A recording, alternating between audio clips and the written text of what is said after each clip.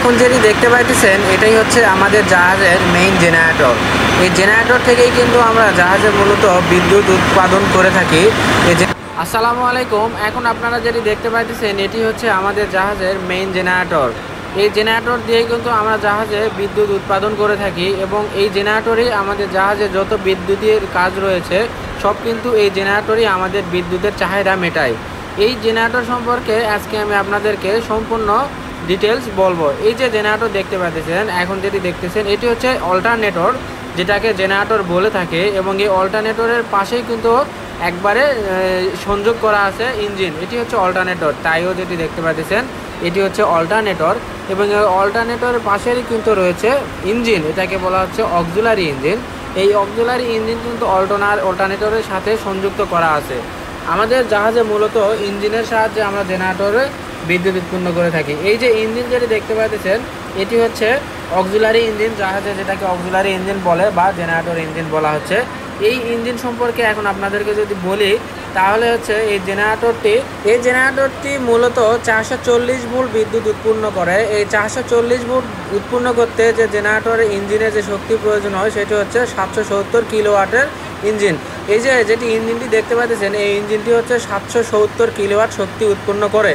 এই ইঞ্জিনটি কিন্তু 6 সিলিন্ডার বা 6 সিলিন্ডার বলে থাকে।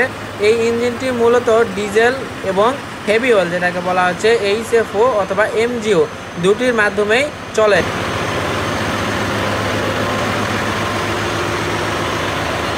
এই জেনারেটর ইঞ্জিনটি কিন্তু 770 কিলোওয়াট শক্তি উৎপন্ন করতে পারে। এই জেনারেটরটি চালাতে আমাদের ঘন্টায় প্রায় 70 লিটার ডিজেল বা হেভি অয়েল খরচ হয়।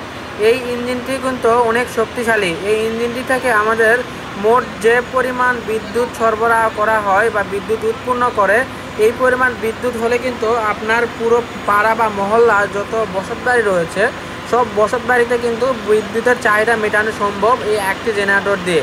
আপনি হিসাব করেন একটি জেনারেটর ইঞ্জিন বা একটি জেনারেটর দিয়ে যদি 770 কিলোওয়াট শক্তি উৎপন্ন করা যায়। এই যে দেখেন এই জেনারেটর ইঞ্জিনটি কিন্তু শাফটের মাধ্যমে ডাইরেক্ট অল্টারনেটর সাথে যুক্ত করা আছে।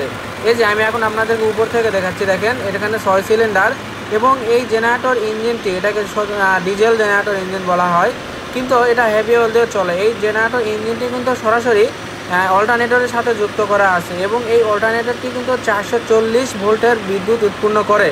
আমাদের জাহাজে মোট 3টি 440 ভোল্ট উৎপন্ন করা জেনারেটর রয়েছে, এবং এই জেনারেটর ইঞ্জিন যেটা অক্সিলারি ইঞ্জিন, আমাদের জাহাজে কিন্তু মোট 3টি অক্সিলারি ইঞ্জিন সহ 3টি জেনারেটর ইঞ্জিন রয়েছে, মানে টোটালি জেনারেটর বলা হচ্ছে।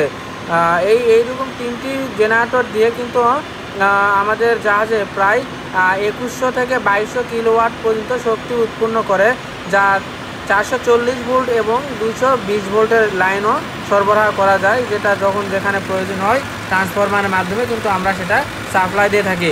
তো আমাদের জাহাজে যে 3টি জেনারেটর রয়েছে, 3টি জেনারেটর দিয়ে কিন্তু বাংলাদেশে পুরো পাড়া মহল্লা বা একটি ইউনিয়নের যত বিদ্যুৎ চাহিদা রয়েছে তা কিন্তু আমরা বসতবাড়ির জন্য পূরণ করতে পারব।